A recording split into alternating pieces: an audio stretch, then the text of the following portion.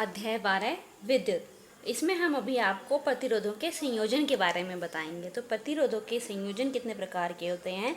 पहला होता है श्रेणी क्रम संयोजन, दूसरा होता है पार्श्व क्रम या समांतर क्रम संयोजन, और तीसरा पार्ट होता है मिश्रित क्रम संयोजन। यानी ये 3 तरीके से प्रतिरोधों का संयोजन किया जा सकता है। तो अभी हम डिस्कस करेंगे सबसे पहले श्रेणी क्रम संयोजन। तो श्रेणी क्रम संयोजन क्या होता है कि श्रेणी क्रम संयोजन में पहले प्रतिरोध का दूसरा सिरा, मान लीजिए ये पहला प्रतिरोध है, ये दूसरा प्रतिरोध है, तीसरा प्रतिरोध है, तो ये श्रेणी क्रम में है। तो श्रेणी क्रम का अभिप्राय ये है कि पहले प्रतिरोध का दूसरा सिरा, नहीं ये वाला पहले प्रतिरोध का दूसरा सिरा, पहले प्रतिरोध का, ये पहला प्रतिरोध है, इसका दूसरा सिरा दूसरे प्रतिरोध के पहले सिरे से जुड़ा होता है, इसका आखिरी सिरा इसके पहले सिरे से जुड़ा होता है। और इस प्रकार का जो संयोजन होता है उसमें विद्युत धारा I सब में एक समान बहती है, जबकि जो विभवांतर होता है R1 है तो विभवांतर V1 हो जाएगा, R2 प्रतिरोध है तो विभवांतर V2 हो जाएगा, R3 है तो V3 हो जाएगा।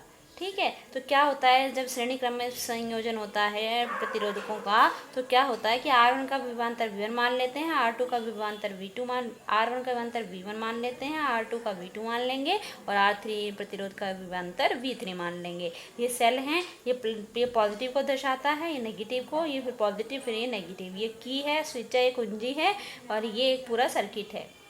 इस सर्किट में, इस इलेक्ट्रिक सर्किट में 3 प्रतिरोध जुड़े हैं और तीनों के विभवांतर अलग अलग हैं, V1 V2 V3। लेकिन इनमें से जो धारा प्रवाहित हो रही है, इनमें से जो धारा प्रवाहित हो रही है वो कितनी है, I यहाँ से जा रही है और ऐसे वो पूरे में आ रही है। तो सेल के थ्रू जा रही है, ये पॉजिटिव सिरा है सेल का, ये नेगेटिव है, फिर ये पॉजिटिव है, ये नेगेटिव है। ठीक है, ये एक सेल है, ये दूसरा सेल है। ठीक। अब हमें बताना है कि श्रेणी क्रम में जो संयोजन होता है प्रतिरोधों का, वो उसका तुल्य प्रतिरोध कैसे निकलता है। तो सबसे पहले हम क्या देखें कि R1 प्रतिरोध है तो उसका विभवांतर V1 है, R2 प्रतिरोध है उसका विभवांतर V2 है, और R3 विभवांतर है तो उसका विभवांतर V3 है। R1 का V1, R2 का V2 और R3 का V3। ठीक है। अब ये है कि माना श्रेणी क्रम में प्रतिरोध जो है वो R1 R2 R3 है, तो हम क्या कह सकते हैं, ओम्स लॉ लगाएं। ओम्स लॉ में क्या होता है, ओम के नियम से क्या होता है, ओम के नियम से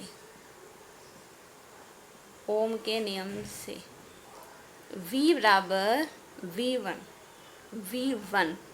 और R1, V1 बराबर I इंटू R1, V2 बराबर I समान है लेकिन V2 है तो R2 हो जाएगा, V3 है तो R3 का यूज़ करेंगे। ये R1 प्रतिरोध है तो V1 विभवांतर है तो फॉर्मूला लगेगा, मतलब V1 बराबर I इंटू R1, I एक जैसा है सब में।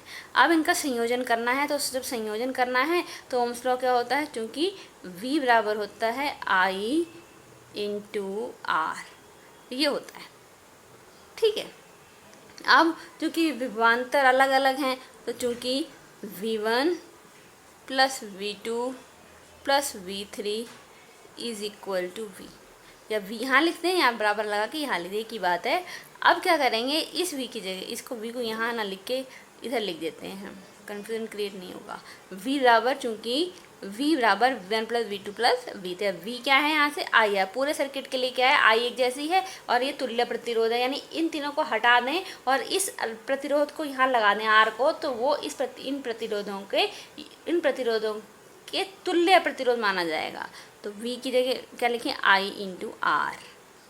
ठीक है। V1 की जगह यहाँ से I into R1 plus V2 के लिए I इंटू R2 और V3 के लिए I इंटू R3। अब क्या करेंगे, I कॉमन निकाल लेंगे, क्या बचेगा, R1 plus R2 plus R3, यहाँ क्या है I इंटू R। अब इस I से I कट जाएगा तो R क्या आएगा, R आ जाएगा R1 plus R2 plus R3। तो हम कह सकते हैं कि श्रेणी क्रम में जो प्रतिरोध होते हैं उनका जो टोटल योग होता है वो तुल्य प्रतिरोध R के बराबर होता है। यानी R1 plus R2 plus R3 कर देंगे तो वो तुल्य प्रतिरोध R के बराबर हो जाएगा। ठीक है। उदाहरण लेते हैं श्रेणी क्रम संयोजन का। उदाहरण है, दिए गए परिपथ में 10 ओम, 6 ओम और 4 ओम के 3 प्रतिरोध श्रेणी क्रम में संयोजित हैं। R1, R2, R3 श्रेणी क्रम में जुड़े हुए हैं। अब कह रहे हैं कि परिपथ में समतुल्य प्रतिरोध की गणना करनी है। तो समतुल्य प्रतिरोध बताया था आपको कि R कितना होता है, कितने प्रतिरोध हैं, 3 हैं। तो R तुल्य प्रतिरोध क्या हो जाएगा, R1 प्लस R2 समतुल्य या तुल्य एक ही बात है, प्लस R3। तो R1 कितना है 10 ओम प्लस R2 6 ओम और ये 4 ओम। तो कितना हो जाएगा, ये हो जाएगा 20 ओम। तो समतुल्य प्रतिरोध कितना हो जाएगा 20 ओम, ये आंसर हो जाएगा। समतुल्य प्रतिरोध बराबर 20 ओम, ये आंसर हो जाएगा।